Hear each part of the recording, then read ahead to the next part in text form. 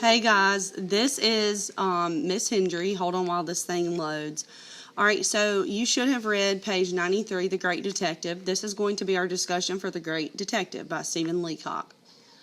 Alright, so a little bit of background. He was born in England and he was known for his brilliant books and his humor. But his humor is unique. It's not meant to be cruel or mean-spirited. He wrote himself, "Good jests ought to bite like lambs, not dogs. They should cut, not wound."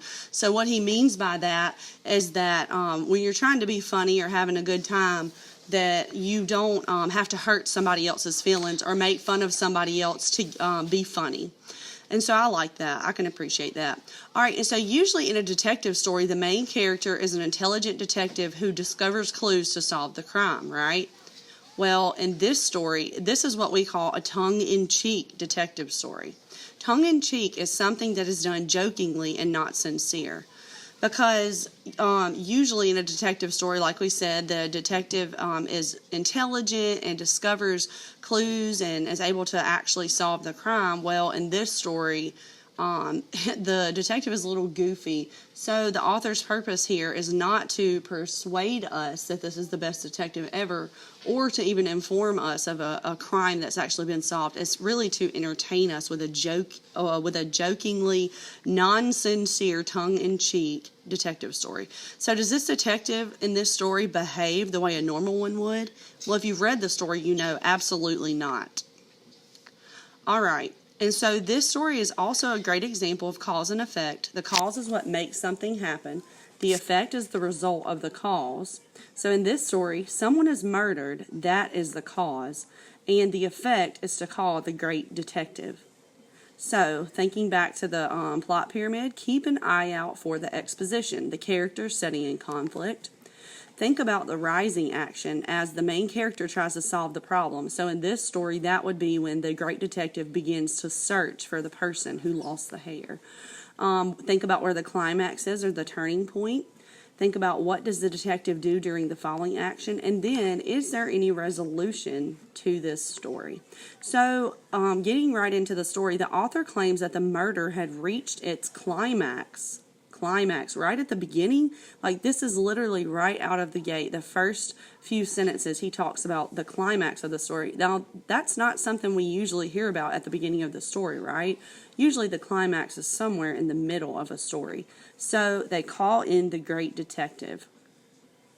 So we also have the statement that's made, he whipped out a microscope. That's not something that you can normally whip out, right? That's almost like saying he whipped out a chainsaw.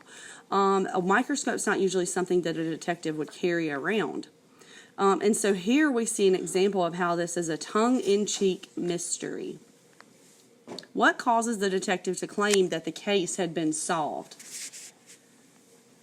Right, he finds a hair on the lapel of the dead man. He intends to find the person who lost the hair. Now, is this a good plan? No.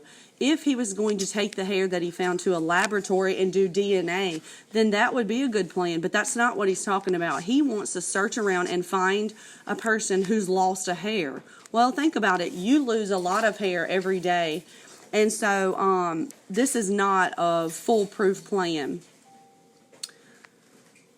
All right, and so the detective then goes on a 4-day hunt in New York City for the killer. He scans closely for the suspect who lost a hair. Now, this is ridiculous because people lose hair all the time. And so for him to think that he's just going to be able to match this hair to someone's head is preposterous, right? So he catches a tourist and he makes him take his hat off, assuring that he must be the culprit. He holds up the hair and claims that this proves his guilt, tells the people to remove the man's hat. Surprisingly, the man is completely bald. And so then, of course, instead of the detective deciding that this was a foolish statement to make, he claims that not only has this man committed one murder, but he's committed 1,000,000. This guy's just crazy. All right, guys, I hope that you enjoyed this story, and